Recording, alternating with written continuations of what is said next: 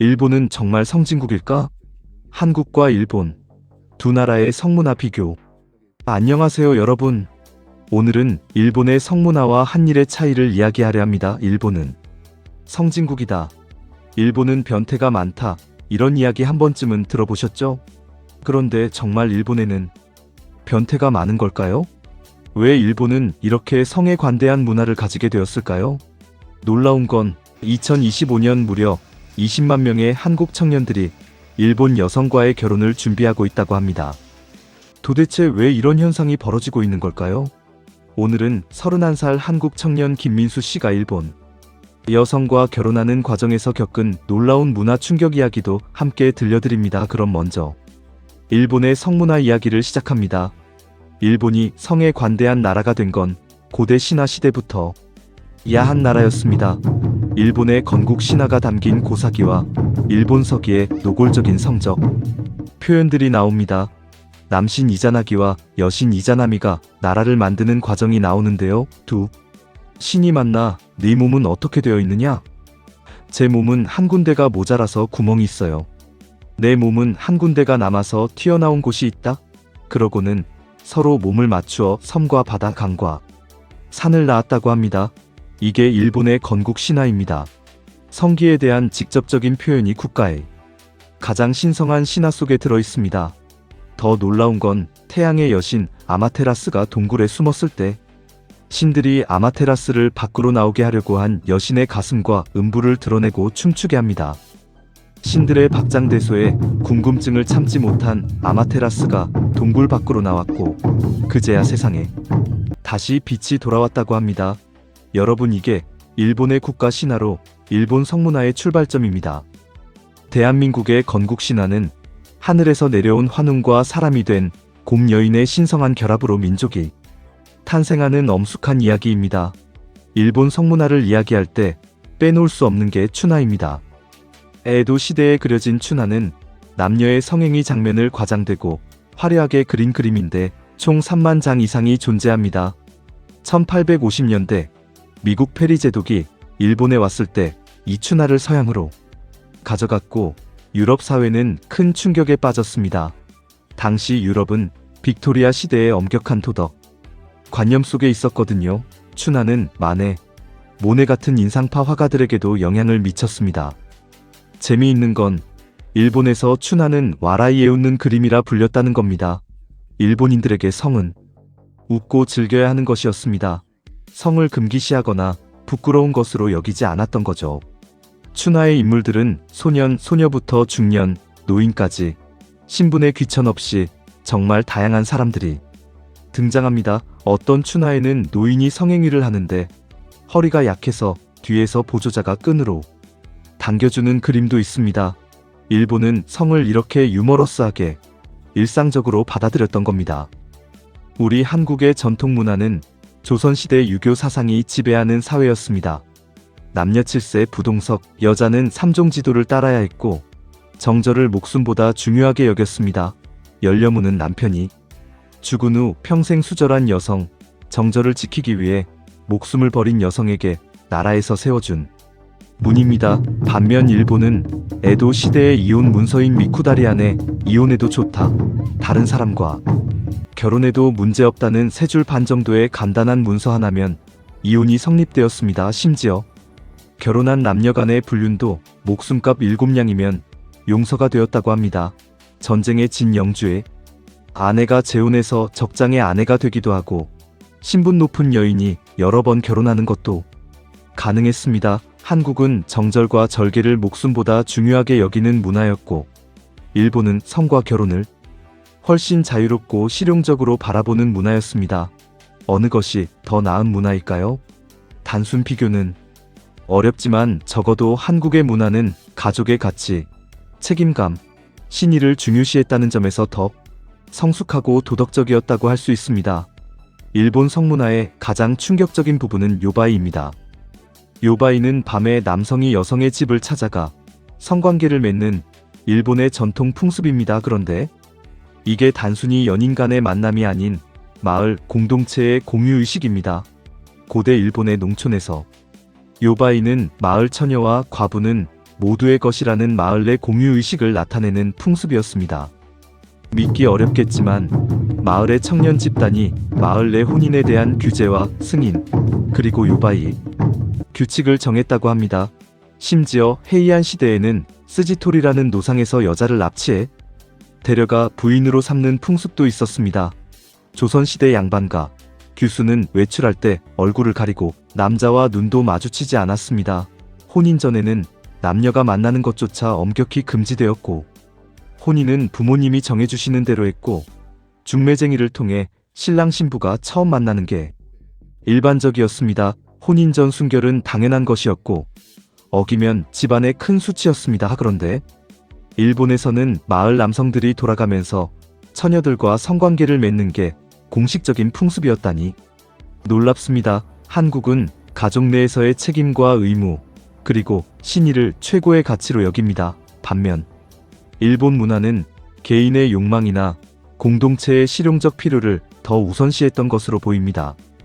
안타깝게도 일본의 성문화는 현대에 와서 더욱 비뚤어진 양상을 보이고 있습니다. 가장 충격적인 로리콘은 롤리타 콤플렉스의 일본식 표현으로 미성년 소녀에 대한 성적 관심을 의미합니다. 놀랍게도 일본의 소녀의 역사는 1000년 전으로 거슬러 올라갑니다. 세계에서 가장 오래된 장편 소설인 겐지 모노가타리의 주인공 겐지는 10살 소녀를 양녀로 데려와 자신의 이상대로 교육하고 14살이 되었을 때 강제로 동침합니다.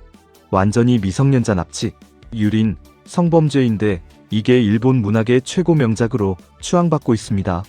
노벨문학상을 받은 가와바타 야스나리의 잠자는 미녀는 수면제를 먹여 잠든 나체 소녀 옆에서 밤을 보내는 노인의 이야기입니다. 가와바타는 내가 사랑하는 대상은 아이와 어른의 중간인 여성에 한한다고 공개적으로 밝혔습니다. 지금 이런 로리콘 성향이 거대한 산업으로 발전했습니다. 초등학생을 쫓아다니며 사진을 찍는 남성들, 게임 속 여성 캐릭터와 결혼식을 올리는 남성들, 이게 과연 정상적인 사회의 모습일까요? 일본은 여고생과 산책하는 서비스, 여고생에게 마사지 받는 서비스 등이 공공연하게 영업하고 있습니다. 충격적인 건 이런 산업에 참여하는 여학생들이 12세에서 15세 여중생까지 포함되어 있습니다. 더 기이한 건 실제 여성보다 애니메이션이나 만화 속 캐릭터에게 더 끌린다는 사람들이 일본에는 상당히 많습니다. 심지어 게임 속 여성 캐릭터와 정식으로 결혼식을 올린 남성도 있습니다. 자기 마음대로 조종할 수 있고 절대 반항하지 않는, 언제든지 버릴 수 있는 물건 같은 연인입니다. 사람과의 관계를 어려워하고 책임지기 싫어하고, 그래서 현실 도피를 하는 겁니다. 이제 2026년 현재 도쿄 신주쿠 가부키초의 시노쿠보역 주변 오쿠보 공원 근처 거리는 밤이 되면 10대에서 30대까지의 젊은 여성들이 길거리에 줄지어 서 있습니다. 이들은 타침보라 불리는데 길가에 서서 스마트폰을 들고 매춘 상대를 기다리는 여성들입니다. 남성이 다가오면 가격과 조건을 흥정하고 합의가 되면 근처 러브호텔로 향합니다. 이게 2026년 일본의 수도 도쿄의 현실입니다. 더 충격적인 건 파파카츠라는 형태의 성매매입니다. 2020년 코로나 팬데믹 이후 일본의 음성적 성매매는 폭발적으로 증가했습니다. 팬데믹으로 인한 경제적 어려움이 젊은 여성들을 성매매로 내몰았고, SNS를 통한 개인 간 매춘이 급증했습니다. 엔화약세와 일본의 빈곤 증가로 외국인 남성들이 도쿄로 성관광을 오고 있으며, 도쿄, 오사카 등 대도시의 길거리는 SNS에서 접선하고 길거리에서 성매매를 하려는 여성들로 넘쳐나고 있습니다. 일본은 GDP 세계 3위의 경제대국, 기술 강국이고 G7 회원국입니다. 그런데 그 나라의 수도 한복판에서 10대 소녀들이 길거리에 서서 몸을 파는 겁니다. 물론 우리나라도 성매매가 없는 건 아닙니다. 하지만 적어도 길거리에 10대 소녀들이 줄지어 서서 매춘 상대를 기다리는 광경은 없습니다. 일본은 성매매를 직업이 하나로 인정하고 개인의 선택이라고 존중하는 분위기가 있습니다. 그러나 경제적 빈곤, 가정폭력, 학교폭력, 정신적 문제 등으로 내몰린 10대 소녀들의 매춘이 자발적 선택이라고 할 수 있을까요? 이건 사회의 실패입니다. 안전망의 붕괴입니다. 그리고 성을 상품화하고 여성을 물건처럼 사고 파는 것을 용인해온 일본 사회의 오래된 병폐가 2026년 현재 최악의 형태로 드러난 것입니다. 이제 실제 사례를 통해 한국과 일본의 성문화 차이를 생생하게 느껴보시겠습니다. 서울에 사는 31세 김민수 씨는 서울 중견기업에 다니는 직장인입니다. 연봉은 4,500만 원 정도 나쁘지 않지만 서울에서 결혼하기에는 빠듯한 금액이죠. 민수는 결혼을 하고 싶었지만 한국 여성들과의 만남은 번번이 실패했습니다. 집은 있어요? 차는요? 연봉은 얼마예요? 맞선을 보면 항상 이런 질문들이 쏟아졌습니다. 민수가 아직 집은 없고 전세로 살고 있습니다. 라고 하면 상대 여성의 표정이 금방 굳어지는 걸 느낄 수 있었습니다. 요즘 같은 세상에 집도 없이 어떻게 결혼을 생각해요? 이런 말을 직접적으로 하는 여성도 있었습니다. 민수는 지쳤습니다. 어느 날 회사 선배가 민수에게 말했습니다. 야, 민수야, 일본 여자는 어때? 요즘 한일 결혼 많이 한다더라. 일본 여자들은 조건 따지는 거 별로 없고 남편 잘 섬긴다던데? 민수는 처음에는 반신반의했습니다. 일본 여자? 말도 안 통할 텐데. 하지만 선배의 권유로 한일 국제결혼정보회사에 등록하게 되었습니다. 2주 후 민수는 서울의 한 호텔에서 일본 여성 28세 사토 유카리를 만났습니다. 유카리는 도쿄에서 온 평범한 직장 여성이었습니다. 작은 무역회사에서 일하고 있었고 한국어를 조금 할 수 있었습니다. 첫 만남은 어색했지만 유카리의 밝은 미소가 민수의 긴장을 풀어주었습니다. 안녕하세요, 민수씨. 만나서 반가워요. 유카리는 서툰 한국어로 인사했습니다. 네, 반갑습니다. 유카리씨 오시느라 힘드셨죠? 첫 만남에서 유카리는 민수에게 이것저것 물어보지 않았습니다. 집은 있어요? 차는요? 부모님은 뭐 하세요? 같은 질문이 전혀 없었습니다. 대신 유카리는 민수의 취미, 좋아하는 음식, 주말에 뭐하며 보내는지 등 민수라는 사람 자체에 대해 궁금해했습니다.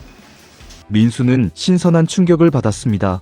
이 여자는 나한테 조건을 묻지 않네.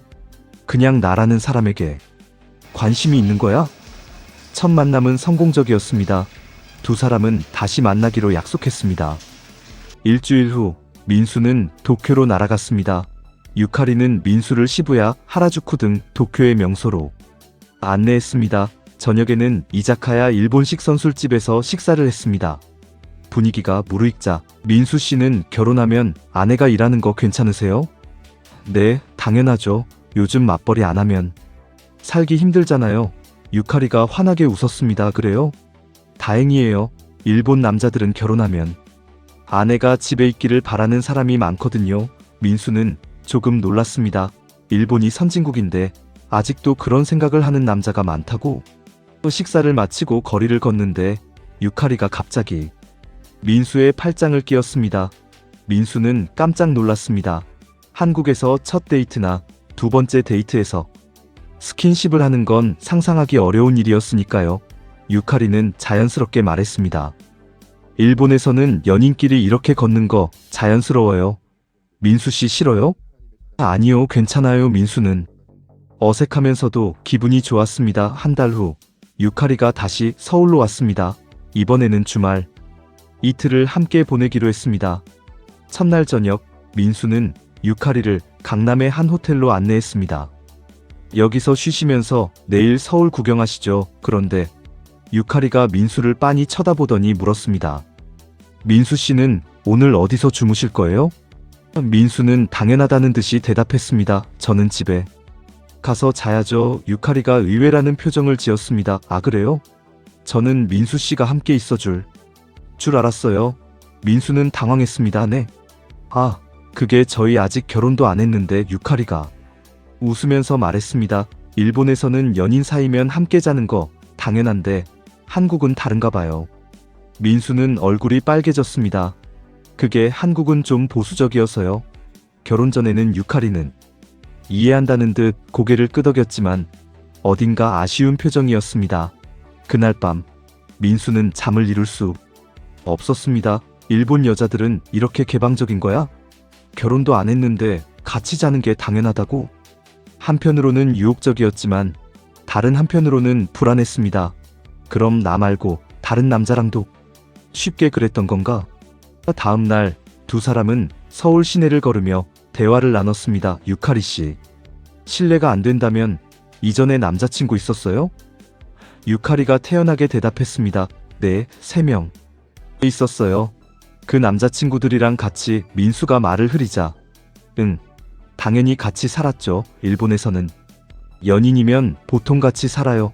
민수는 충격을 받았습니다. 한국에서라면 결혼 전에 남자와 동거한 여자를 문란하다고 생각하는 사람들이 많습니다.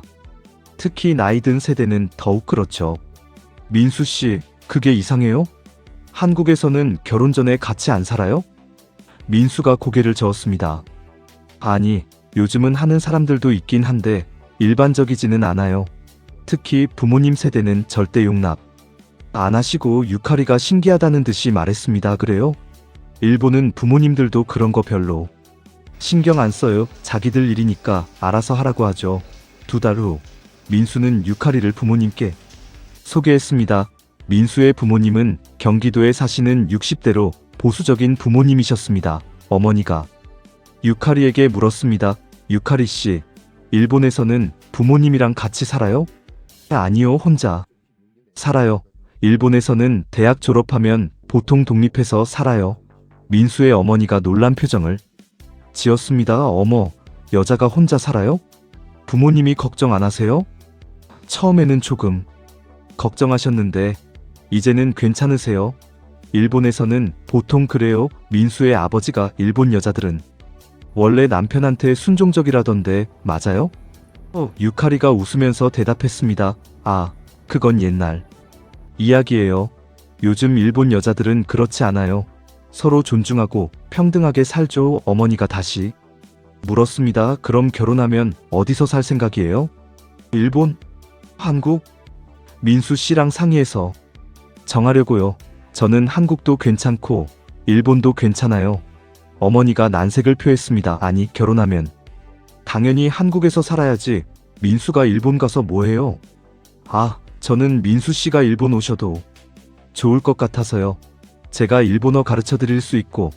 아버지가 목소리를 높였습니다. 아니, 남자가 장가를 가는데 처가 쪽으로 가는 법이 어디 있어? 유카리 씨가 한국으로 와야지. 분위기는 점점 냉랭해졌습니다. 돌아오는 길에 유카리가 민수에게 말했습니다. 민수 씨, 부모님 생각보다 많이 보수적이시네요. 죄송해요. 우리 부모님 세대가 다 그래요. 유교 사상이 남아있어서. 유카리가 고개를 끄덕였습니다. 일본이랑 많이 다르네요. 일본 부모님들은 자식 결혼에 별로 간섭 안 하시거든요. 민수는 깊은 고민에 빠졌습니다. 유카리는 좋은 여자였습니다. 조건 따지지 않고 민수 자신을 봐주고 밝고 긍정적이었습니다. 하지만 부모님의 반대는 심각했습니다. 어머니가 전화를 걸어왔습니다. 민수야, 엄마가 솔직히 말할게. 그 일본 여자, 엄마는 반대야. 엄마, 왜요? 유카리 좋은 애잖아요. 좋긴 뭐가 좋아. 일본 여자들 원래 다 그래. 겉으로는 착한 척하다가 결혼하면 딴판이야. 그리고 일본 사람들은 뒤가 있어. 엄마, 그건 편견이에요. 편견이 아니야. 엄마 친구 아들이 일본 여자랑 결혼했는데 3년 만에 이혼했어. 그 일본 여자가 바람을 피웠대. 일본 여자들은 원래 그래. 민수는 답답했습니다. 엄마, 그건 그 사람이 그런 거지. 일본 여자가 다 그런 건 아니잖아요. 아니야. 일본은 성문화가 문란해. TV에서도 봤어. 일본에서는 남자 여자가 막 자고 그래. 그런 나라 여자를 며느리로 들릴 수 없어. 일주일 후 유카리가 민수를 만나자고 했습니다. 유카리의 표정이 어두웠습니다. 민수 씨, 제가 고백할 게 있어요. 민수의 가슴이 철렁 내려앉았습니다. 사실 저 일본에 남자친구가 있었어요. 네. 아직 완전히 정리가 안 됐어요. 그 사람이 저랑 헤어지기 싫다고 해서. 민수는 충격을 받았습니다. 그럼 나랑 만나면서도 그 남자랑? 유카리가 고개를 저었습니다. 아니요, 그런 건 아니에요. 하지만 완전히 끝난 건 아니에요. 일본에서는 이런 거 큰 문제 아니거든요. 정리하면 되는 거니까. 민수는 화가 났습니다. 큰 문제 아니라고요? 나한테는 큰 문제예요. 한국에서는 이런 거 있을 수 없어요. 유카리는 당황했습니다. 민수 씨, 왜 그래요? 저 이제 정리할 거예요. 민수 씨가 더 좋으니까 정리할 거면 미리 했어야죠. 나랑 만나기 전에. 일본에서는 그렇게 안 해요. 새로운 사람 만나면서 천천히 정리하는 거예요. 민수는 자리에서 일어났습니다. 미안하지만 저는 그런 식으로 못해요. 한국 사람은 그렇게 안 해요. 집으로 돌아온 민수는 깊은 생각에 잠겼습니다. 처음엔 유카리가 조건 따지지 않고 자신을 봐준 게 좋았습니다. 유카리는 이전 남자친구 3명과 동거했고 그들과 헤어졌습니다. 그리고 민수와 만나면서도 이전 남자친구와 완전히 정리가 안 된 상태였습니다. 일본에서는 이게 정상일지 몰라도 한국에서는 받아들이기 어려운 일이었습니다. 민수는 깨달았습니다. 문화가 다르다는 건 단순히 음식이나 언어가 다른 게 아니구나. 가치관 자체가 다른 거구나. 한국에서는 연애를 진지하게 합니다. 상대방을 만날 때 책임감을 가지고 만나고 결혼을 전제로 생각합니다. 이전 연애가 끝나지 않은 상태에서 새로운 사람을 만나는 건 바람피우기로 간주됩니다. 하지만 일본에서는 연애를 좀 더 가볍게 유연하게 접근하는 것 같았습니다. 것이 옳고 그른 게 아니라 그냥 다른 겁니다. 하지만 민수는 한국 사람이었습니다. 한국의 가치관 속에서 자란 사람이었습니다. 민수는 유카리에게 마지막 문자를 보냈습니다. 유카리 씨, 미안해요. 우리는 문화가 너무 달라요. 저는 한국 여자를 만나는 게 나을 것 같아요. 행복하세요. 6개월 후 민수는 회사 동료의 소개로 한국 여자를 만나기 시작했습니다. 그녀는 초등학교 선생님이었고 민수보다 2살 어렸습니다. 첫 만남에서 그녀도 집과 차에 대해 물었습니다. 하지만 민수가 아직 집은 없고 열심히 모으고 있어요 라고 하자 그녀는 이렇게 말했습니다. 괜찮아요. 저도 일하니까 함께 모으면 되죠. 중요한 건 집이 아니라 사람이잖아요. 민수는 그녀에게서 유카리와는 다른 무언가를 느꼈습니다. 조건을 묻긴 했지만 그게 전부가 아니었습니다. 사람 자체를 보려고 노력했습니다. 그리고 무엇보다 그녀는 진지했습니다. 이전 남자친구 1명과 3년 사귀다가 헤어졌고 그 후 1년간 혼자 지내다가 이제 다시 새로운 사람을 만날 준비가 되었다고 했습니다. 역시 나는 한국 여자가 맞아. 1년 후 민수는 그녀와 결혼했습니다. 일본 여자가 나쁜 건 아니야. 다만 우리랑 너무 다른 거지. 나는 한국 가치관 속에서 사는 게 맞아. 민수 이야기를 통해 한국과 일본의 성문화 차이를 생생하게 느끼셨을 겁니다. 이제 좀 더 깊이 들어가 봅니다.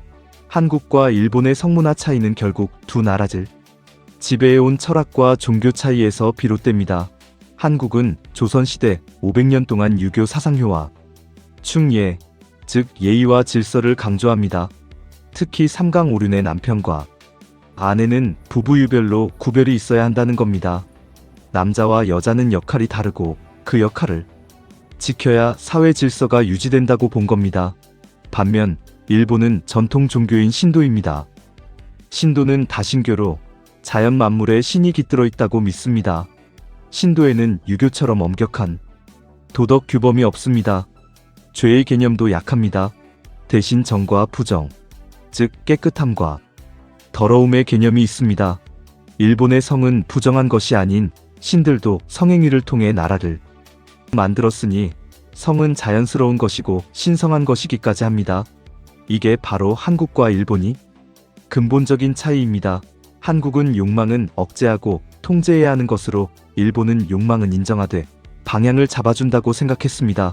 한국은 개인보다 가족의 명예와 체면을 지키는 것이 더 중요합니다. 그래서 결혼은 두 사람만의 문제가 아니라 두 집안의 결합이었습니다. 결혼 전 순결은 단순히 개인의 선택이 아니라 집안의 명예와 관련된 문제였습니다. 반면 일본에서 성인이 되면 부모로부터 독립해 결혼도 두 사람의 문제로 보는 경향이 강합니다. 민수의 이야기에서 유카리가 일본 부모님들은 자식 결혼에 별로 간섭 안 하신다고 한 것처럼 일본에서는 자식의 결혼을 자식의 일로 봅니다. 한국의 공중파 방송은 성적 표현에 매우 엄격합니다. 방송통신심의위원회에서 철저하게 심의하고 선정적인 장면이나 대사는 삭제됩니다. 드라마, 예능 프로그램에서도 성적 농담이나 표현은 철저히 규제됩니다. 심지어 가수들의 의상도 규제 대상입니다. 너무 짧은 치마, 노출이 심한 옷은 방송 불가 판정을 받습니다. 한국 사회가 아직도 성을 부끄러운 것, 숨겨야 하는 것으로 보기 때문입니다. 반면 일본은 저녁 시간대 예능 프로그램에서 성적 농담이 공공연하게 나옵니다. 여자 아이돌들이 짧은 치마를 입고 춤을 추고 카메라는 그걸 클로즈업합니다. 심야 시간대에는 더욱 노골적인 프로그램들이 방송됩니다. 성인용이 아닌 일반 애니메이션에서도 선정적인 장면들이 나옵니다. 편의점에 가면 성인 잡지가 일반 잡지와 함께 진열되어 있습니다. 이게 일본의 현실입니다. 아이들이 그런 걸 보고 자라 성을 가볍게 생각하고 여성을 성적 대상으로만 보는 어른이 될 수 있습니다. 2026년 20만 한국 청년이 일본 여성과 결혼하려는 이유는 첫째, 경제적 부담 때문입니다. 한국에서 결혼하려면 집, 차, 예물, 결혼식 비용 등 엄청난 돈이 듭니다. 일본 여성들은 이런 조건을 덜 따진다고 알려져 있습니다. 둘째, 한국 여성들의 높은 기대치 때문입니다. 요즘 한국 여성들은 결혼 상대에게 많은 것을 요구합니다. 키, 학벌, 직장, 연봉, 집, 차, 외모까지. 이른바 스펙이 좋아야 결혼할 수 있습니다. 셋째, 일본 여성들이 순종적이라는 이미지 때문입니다. 일본 여성들이 남편을 잘 섬기고 가정적이라는 편견이 있습니다. 물론 이건 편견입니다. 요즘 일본 여성들도 한국 여성들만큼 자기 주장이 강합니다. 하지만 이런 이미지가 한국 남성들을 유혹하는 겁니다. 20만 명의 한국 청년들이 일본 여성과의 결혼을 시도하지만 실제 성공률은 그리 높지 않습니다. 문화와 사고방식 차이는 생각보다 큽니다. 일본의 문제점은 성에 관대하고 개방적입니다. 하지만 그 이면에 심각한 여성의 성적 대상화가 있습니다. AV 산업, JK 비즈니스, 로리콘 문화 모두 여성, 특히 어린 여성을 성적 대상으로 만드는 산업들입니다. 일본은 성범죄에 대해 관대합니다.